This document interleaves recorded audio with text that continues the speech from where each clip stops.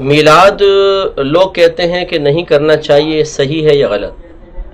دیکھیں، میلاد کا مطلب ہوتا ہے نبی کریم صلی اللہ علیہ وسلم کی ولادت کے واقعات بیان کرنا، آپ کے کمالات، آپ کے فضائل، اور آپ کے پیدائش کے وقت جو معجزات رونما ہوئے ان کا ذکر کرنا۔ تو یہ کیسے ناجائز ہو سکتا ہے؟ آپ خود سوچئے، اگر ناجائز ہوتا تو یہ باتیں قرآن میں کیسے ہیں؟ اللہ تعالیٰ کی نے سرکار کے کمالات کو ظاہر فرمایا، آپ کی فضیلت بیان فرمائی قرآن میں، اگر اس قرآن کو ہم بیان کر رہے ہوں تو کیسے ناجائز ہوگا؟ تو یہ میلاد منانا بالکل شرعاً جائز ہے، بالکل کوئی ناجائز نہیں ہے۔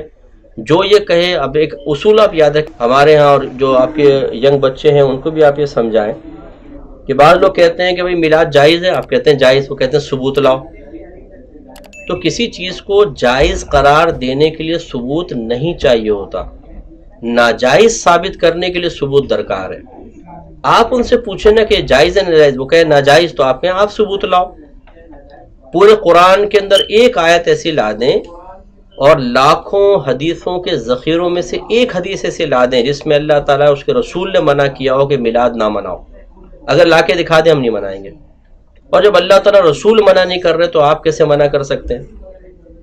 اب بعض اوقات یہ بولیں گے کہ اچھا یہ بتائیں کہ اللہ کے نبی نے میلاد منایا تھا، صحابہ نے میلاد منایا تھا؟ تو یہ بھی کوئی قاعدہ قانون نہیں ہے۔ اصل چیز ہے کہ منع کیا تھا یا نہیں۔ ہزاروں کھانے کھا رہے، کیا سرکار نے کھائے تھے، اس کا حکم فرمایا تھا؟ نہیں۔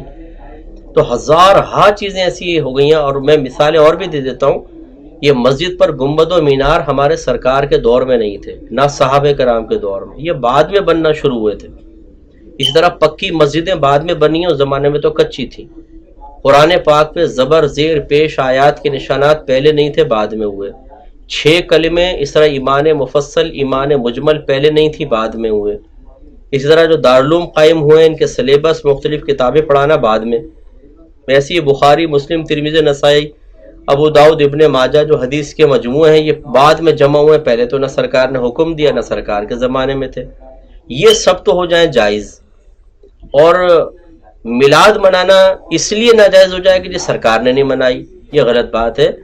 ہمارے نبی کریم صلی اللہ علیہ وسلم نے اگر کسی کام سے منع نہیں فرمایا، اللہ نے منع نہیں کیا، تو یہی اس کام کے جائز ہونے کی دلیل ہوتا۔ تو لہٰذا میلاد مصطفیٰ صلی اللہ علیہ وسلم منانے میں شرعاً کوئی حرج نہیں ہے۔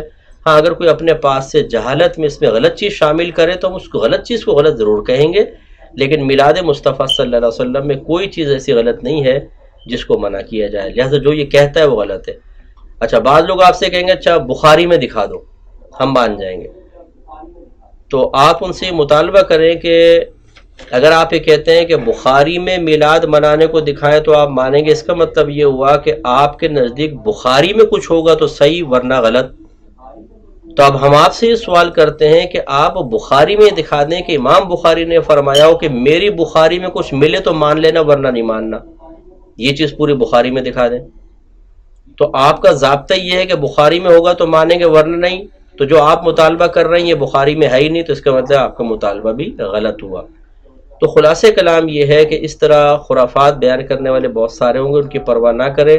میلاد مصطفیٰ صلی اللہ علیہ وسلم بالکل جائز ہے۔ میرے آقا صلی اللہ علیہ وسلم سے پوچھا گیا کہ آپ پیر کا روزہ کیوں رکھتے ہیں، تو آپ نے ارشاد فرمایا اس لیے کہ اسی دن مجھ پہ پہلی وحی نازل ہوئی اور میں اسی دن پیدا کیا گیا۔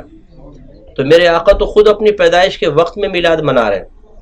ایسے جب سرکار صلی اللہ علیہ وسلم کی ولادت ہوئی تو آپ کا جو چچا تھا ابو لہب، جو کافر ہی مرا ہے، اس کی لونڈی سویبہ تھیں، انہوں نے آ کے اطلاع دی ابو لہب مبارک کو آپ کے ہاں بھتیجا پیدا ہوا ہے۔ تو ابو لہب نے شہادت کی انگلی سے اس کو اشارہ کیا کہ جا تو آزاد ہے۔ جب اس کا انتقال ہو گیا، یہ بخاری کی روایت ہے، تو کسی نے اس کو خواب میں دیکھ کے پوچھا کہ ما فعل اللہ بکا، اللہ تعالیٰ نے تیرے ساتھ کیا معاملہ کیا؟ تو اس نے کہا کہ ویسے تو مجھے سخت عذاب ہے، لیکن جس انگلی سے اشارہ کر کے میں نے اپنی لونڈی کو آزاد کیا تھا، جب اس کے منہ میں لیتا ہوں تو اس سے پانی جاری ہو جاتا ہے۔ تو ہمارے علماء فرماتے ہیں کہ غور کرو کہ وہ ایک کافر ہے، ہم مسلمان، اس نے اپنے بھتیجے کی خوشی منائی تھی، نبی کی نہیں۔ ہم اپنے نبی کی ولادت کی خوشی منا رہے ہیں، تو جب کافر کو جہنم میں راحت مل رہی ہے تو مسلمان کے لیے کتنا بڑا انعام ہوگا۔ تو اس لیے اس قسم کی باتوں پہ دھیان نہ دیں، آپ بالکل میلاد منائیں، بڑی